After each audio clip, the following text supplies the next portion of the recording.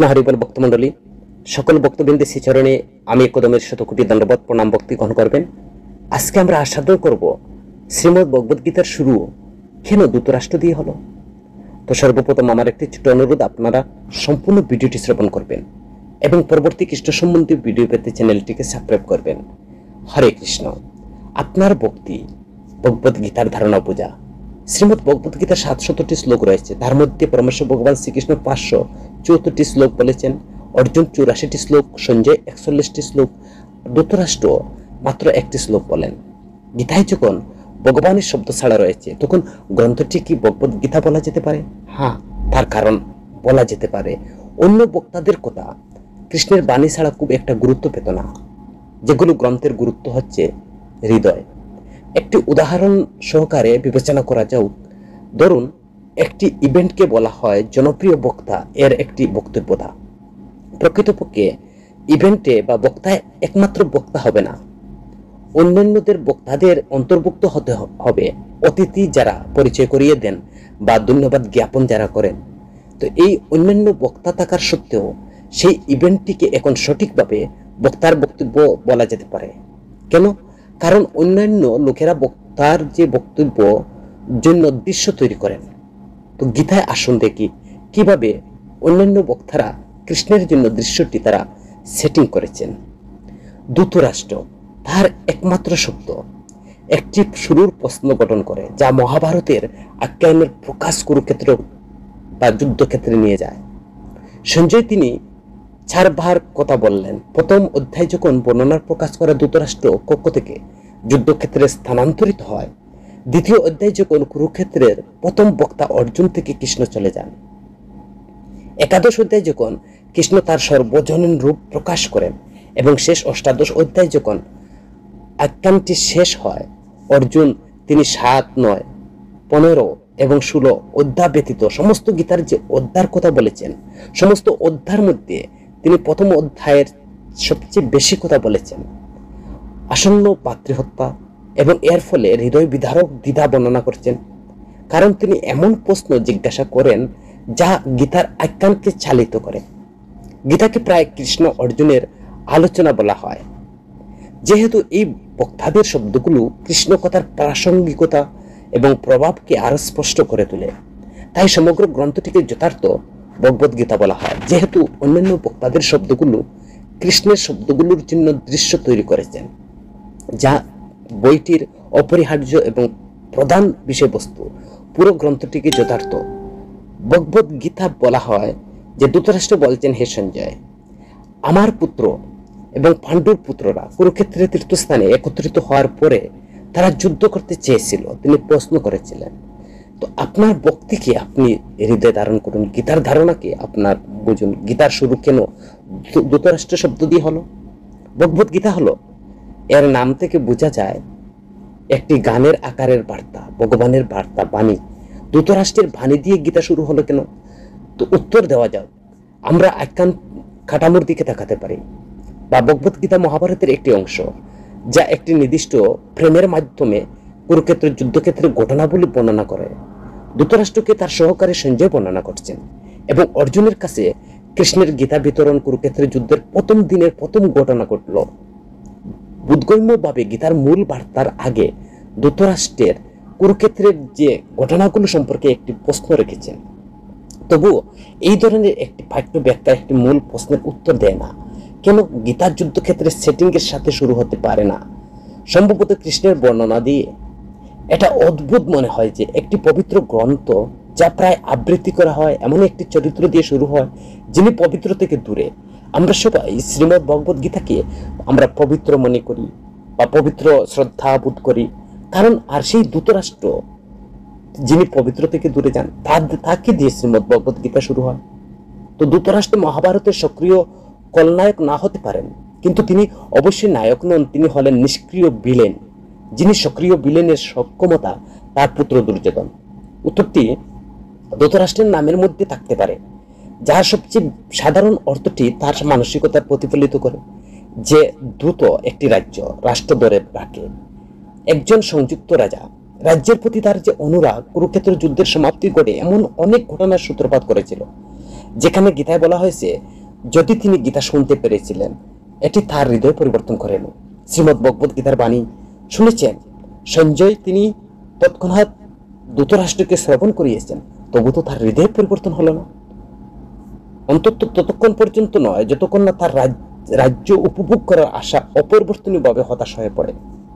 তো ধৃতরাষ্ট্রের মাধ্যমে যে গীতার মানসিকতা একটি সংকেত উদাহরণ প্রদান করে, যারা ক্ষমতায়ন রূপান্তরকারী মুক্ত জ্ঞান থেকে উপকৃত হতে চায় তাদের দ্বারা এড়িয়ে চলা উচিত।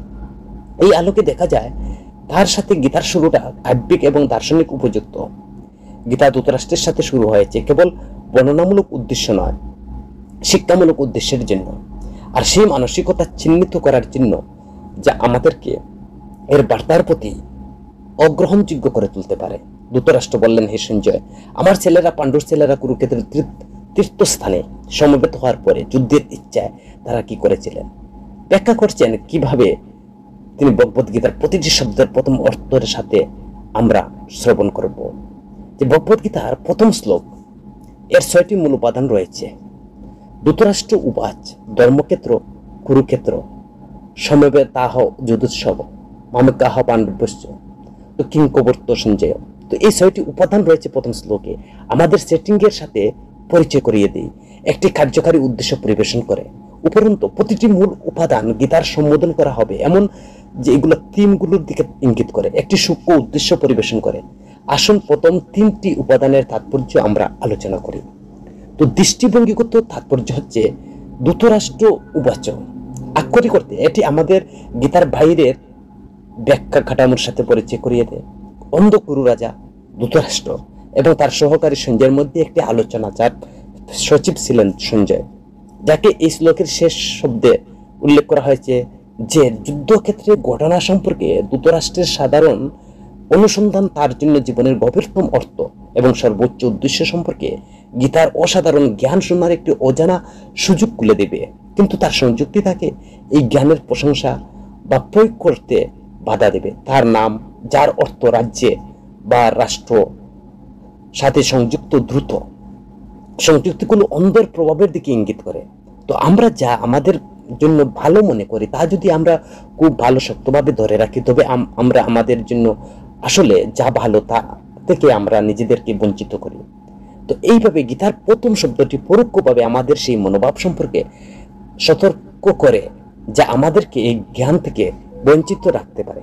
নৈতিক তাৎপর্য সেখানে হচ্ছে ধর্মক্ষেত্র, আক্ষরিক অর্থ হচ্ছে ধর্মক্ষেত্র, ধর্মের স্থান হলো পরবর্তী শব্দের বর্ণনাকারী কুরুক্ষেত্র, সেই স্থানে যেখানে গীতা বলা হয়। তো গীতার প্রথম শব্দটি তার সারমর্ম প্রকাশ করে, একটি গ্রন্থ ক্ষেত্র যেখানে সঠিক কর্মের পথ ধর্ম অন্বেষণ করা হবে, প্রতিষ্ঠিত হবে, আলিঙ্গন করা হবে।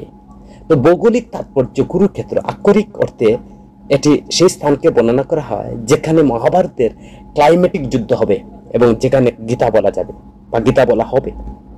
উপরন্তু এই শব্দটির যুদ্ধের প্রকৃতি বোঝায়, এটি একটি ধর্মযুদ্ধকে বোঝানো হয়েছে। তো একটি যুদ্ধ বা সদর্থক যুদ্ধের কোড দ্বারা পরিচালিত হয়।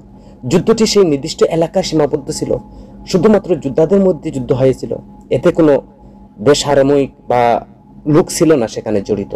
কারণ অর্জুন শীঘ্রই নিশ্চিত হয়ে ওঠেন যে যুদ্ধটি আসলে একটি ধর্মযুদ্ধ, আর একটি যুদ্ধ যা একটি পূর্ণ উদ্দেশ্যের জন্য যুদ্ধ হয়েছিল। তিনি ধর্ম সম্পর্কে গুরুতর প্রশ্ন জিজ্ঞাসা করেছিলেন অর্জুন, যার ফলে ভগবদ্গীতার 2য় অধ্যায় কৃষ্ণ গীতা বলতে বাধ্য হন। তো সেই 2য় অধ্যায়ের 7 নং শ্লোকে অর্জুন ভগবানের কাছে তিনি আত্মসমর্পণ করেন, হে ভগবান, আমি কিং কর্তব্য বিমূঢ় হয়েছি, আমি আপনার শরণাগত, আপনার শিষ্য, আমাকে নির্দেশ প্রদান করুন। তো এখান থেকে গীতা বলতে বাধ্য হচ্ছেন ভগবান শ্রীকৃষ্ণ। তো আমরা যে প্রথম শ্লোকে 3টি উপাদানের তাৎপর্য দেখি, ঐতিহাসিক তাৎপর্য রয়েছে। সমবেতা যুদ্ধোৎসব আক্ষরিক করতে হচ্ছে এটি সেই সন্ধিক্ষণকে বোঝানো হয়েছে যখন গীতা উচ্চারিত হয়।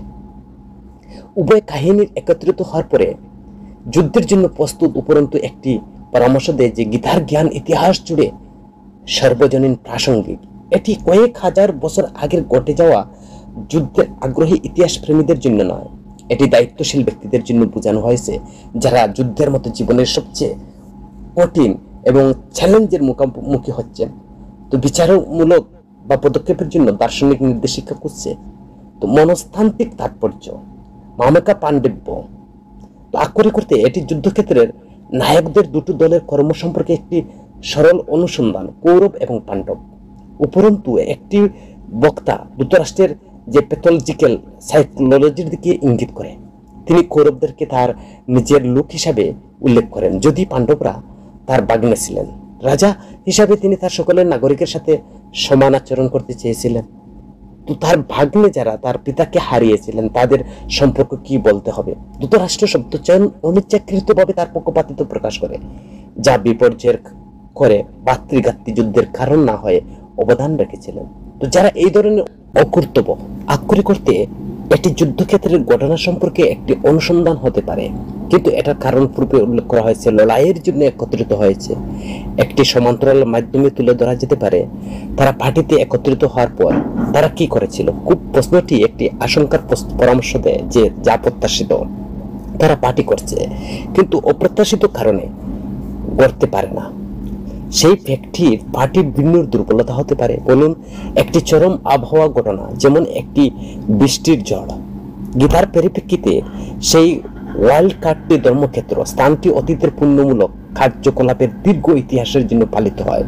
তো যুক্তরাষ্ট্র তিনি আশঙ্কা করেছিলেন যে এই স্থানের প্রভাব তার দুষ্ট পুত্রকে নেতিবাচকভাবে প্রভাবিত করতে পারে, কারণ দুর্যোধন ছিলেন ধর্মের অবাধ্য লঙ্ঘনকারী। তাৎপর্যপূর্ণভাবে জায়গাটা ঘটনাগুলোর উপর একটি অপ্রত্যাশিত প্রভাব ছিল। দুর্যোধন ধর্ম অনুসারে কাজ করার জন্য অনুপ্রাণিত বোধ করেনি, তবে অর্জুনের ধর্ম সম্পর্কে জরুরিভাবে অনুসন্ধান করতে বা চালিত বোধ করেছিল, যার ফলে গীতা প্রকাশিত হয়েছিল, যা একটি ধর্মশাস্ত্র, ধর্ম সম্পর্কে একটি পবিত্র গ্রন্থ। যুক্তরাষ্ট্র বলেন, হে সঞ্জয়, আমার ছেলেরা, পাণ্ডুর ছেলেরা যুদ্ধের ইচ্ছা নিয়ে কুরুক্ষেত্রের তীর্থস্থানে সমবেত হওয়ার পর যে কি কি ঘটনা ঘটেছিল। তো ভগবত গীতা হলো ব্যাপকভাবে পঠিত, যা বিজ্ঞান, যা গীতার মাহাত্ম্য, গীতার গৌরব এই সংক্ষিপ্ত করা হয়েছে। সেখানে বলা হয়েছে যে একজন ব্যক্তির সাহায্যে ভগবত গীতা খুব নিরীক্ষণের সাথে পাঠ করা উচিত, যিনি শ্রীকৃষ্ণের ভক্ত, ব্যক্তিগতভাবে অনুপ্রাণিত। ব্যাখ্যা ছাড়া এটি বোঝার চেষ্টা করুন। স্পষ্ট বোঝার উদাহরণ ভগবত গীতায় রয়েছে, যেখানে শিক্ষাটি অর্জুনের দ্বারা বোঝানো যায়, যিনি সরাসরি ভগবানের কাছ থেকে গীতা শুনেছিলেন। যদি কেউ অনুপ্রাণিত ব্যাখ্যা ছাড়াই শিষ্য উত্তরাধিকারের সেই লাইনে ভগবত গীতা বুঝাইতে বা বুঝতে যথেষ্ট সৌভাগ্যবান হন, তবে তিনি বৈদিক জ্ঞানের সমস্ত অধ্যয়ন এবং বিশ্বের সমস্ত ধর্মগ্রন্থকে ছাড়িয়ে যান। অন্য ধর্মগ্রন্থে যা আছে তা ভগবত গীতা কেউ খুঁজে পাবে, বা অন্য গ্রন্থে যা নেই তাও ভগবত গীতায় রয়েছে, কিন্তু পাঠক এমন জিনিস খুঁজে পাবে যা অন্য কোথায় পাওয়া যাবে না। এটা গীতার নির্দিষ্ট মান, এটি নিখুঁত যে গীতার যে আস্তিক বিজ্ঞানের কারণে এটা সরাসরি ভগবানের পরম ব্যক্তিত্ব, স্পেশাল ভগবান শ্রীকৃষ্ণের দ্বারা বলা হয়েছে। মহাভারতের বর্ণিত সঞ্জয়ের দ্বারা আলোচিত বিষয়গুলো এক মহান দর্শনের মূলনীতি তৈরি করে। এটা বোঝা যায় যে এই দর্শনটি কুরুক্ষেত্রের যুদ্ধক্ষেত্রে বিকশিত হয়েছিল, যা বৈদিক যুগের অনাদিকাল থেকে একটি পবিত্র ধর্মস্থান বা তীর্থস্থান। এটি প্রভুর দ্বারা বলা হয়েছিল যখন তিনি মানবজাতির নির্দেশনার জন্য এই গ্রহে ব্যক্তিগতভাবে উপস্থিত ছিলেন। ধর্মক্ষেত্র একটি স্থান যেখানে ধর্মীয় আচার অনুষ্ঠান করা হয়। শব্দটি তাৎপর্যপূর্ণ কারণ কুরুক্ষেত্রে যুদ্ধক্ষেত্রে অর্জুনের পাশে পরমেশ্বর ভগবানের উপস্থিতি ছিলেন, আর ধৃতরাষ্ট্র কুরুদের পিতা তার পুত্রদের চূড়ান্ত বিজয়ের সম্ভাবনা নিয়ে অত্যন্ত তিনি সন্দিহান ছিলেন। তিনি তার সেক্রেটারি সঞ্জয়কে জিজ্ঞাসা করছেন তারা কি করছে। তিনি আত্মবিশ্বাসী ছিলেন যে তার পুত্র এবং কনিষ্ঠ ভাই পাণ্ডুর পুত্র উভয় যুদ্ধের একটি দৃঢ় সংকল্পের জন্য কুরুক্ষেত্রে সেই ময়দানে হয়তো সমবেত হয়েছিল। তারপর তারা অনুসন্ধান তাৎপর্যপূর্ণ। তিনি তার কাকাতো জ্যাঠাতো ভাইদের মধ্যে যে সমঝোতা চাননি, তিনি যুদ্ধক্ষেত্রে তাদের ছেলেদের ভাগ্য সম্পর্কে তিনি নিশ্চিত হতে চেয়েছিলেন, কারণ কুরুক্ষেত্রের যুদ্ধে ব্যবস্থা করা হয়েছিল যা বেদের অন্যত্র উপাসনা স্থান হিসেবে উল্লেখ করা হয়েছে। এমনকি স্বর্গবাসীদের জন্য যুদ্ধের ফলাফল উপর পবিত্র স্থানটির প্রভাব সম্পর্কে ধৃতরাষ্ট্র খুব ভয় পেয়েছিলেন। তিনি খুব ভালো করে জানতেন যে অর্জুন এবং পাণ্ডব পুত্রদের অনুকূলে প্রভাবিত করবে, কারণ প্রকৃতিগতভাবে তারাই সকলেই গুণী ছিলেন। সঞ্জয় ব্যাসদেব একজন ছাত্র ছিল, ব্যাসদেবের ছাত্র সঞ্জয়, তাই ব্যাসদেবের কৃপা সঞ্জয় তিনি তার দৃষ্টিশক্তি লাভ করেন। তাই ব্যাসের দয়া সঞ্জয়ের যে ধৃতরাষ্ট্রের গৃহে বসে রাজপ্রাসাদে বসে থাকা অবস্থায় কুরুক্ষেত্রের যুদ্ধের ক্ষেত্রে কল্পনা করতে পেরেছিলেন, তিনি দেখতে পেরেছিলেন, যা বর্তমান যুগে আমরা লাইভ দেখতে পারি। সেই শুরুটাই দাপরযুগে সঞ্জয়ের মাধ্যমে তিনি লাইভ করেছেন ধৃতরাষ্ট্রের কাছে, তিনি সব বর্ণনা করছেন। তাই ধৃতরাষ্ট্র তাকে যুদ্ধক্ষেত্রের পরিস্থিতি সম্পর্কে জিজ্ঞাসা করেছিলেন। পাণ্ডব এবং ধৃতরাষ্ট্রের পুত্র উভয় এক পরিবারের, কিন্তু ধৃতরাষ্ট্রের মন এখানে প্রকাশ করা হয়েছে। তিনি ইচ্ছাকৃতভাবে শুধুমাত্র তাদের পুত্রদের কুরু বলে দাবি করেছিলেন এবং তিনি পাণ্ডব পুত্রদের পারিবারিক উত্তরাধিকার থেকে আলাদা করেছিলেন। এইভাবে কেউ বুঝতে পারে ধৃতরাষ্ট্র তার ভাগ্নে পাণ্ডব পুত্রদের যে সম্পর্কের ক্ষেত্রে তারা নির্দিষ্ট অবস্থান, দান ক্ষেত্রে যেমন অপ্রয়োজনীয় বা প্রয়োজন ছাড়া যে অবস্থান গাছপালা তুলে ফেলা হয় আগাছাগুলো, তেমনি এই বিষয়গুলো প্রথম থেকে আশা করা যায় কুরুক্ষেত্রে ধর্মীয় ক্ষেত্রে যেখানে ধর্মের পিতা পরমেশ্বর ভগবান শ্রীকৃষ্ণ উপস্থিত ছিলেন, সেখানে ধৃতরাষ্ট্রের মতো অবাঞ্ছিত গাছপালা এবং অন্যান্য ধর্মপ্রাণ পুত্র দুর্যোধনাদি বের করে দেবেন। তো যুধিষ্ঠির নেতৃত্বাধীন ব্যক্তিগণ ভগবান দ্বারা প্রতিষ্ঠিত হবে। ঐতিহাসিক বৈদিক গুরুত্ব ছাড়া ধর্মক্ষেত্র কুরুক্ষেত্র শব্দের ব্যবহারিক তাৎপর্য এটাই। তাই যে ধৃতরাষ্ট্র দ্বারা গীতার যে প্রথম ব্যাখ্যা শুরু করা হয়েছিল সেটাই তার কারণ। তো আশা করি আপনারা ভিডিওটি শুনে যদি মনে করেন কিছু শুনতে বা বুঝতে পেরেছেন, তাহলে কৃপা করে জয় গীতা লিখে মন্তব্য করবেন এবং আপনার পরিচিত 4-5 জন বন্ধুর কাছে ভিডিওটি শেয়ার করবেন। হরে কৃষ্ণ।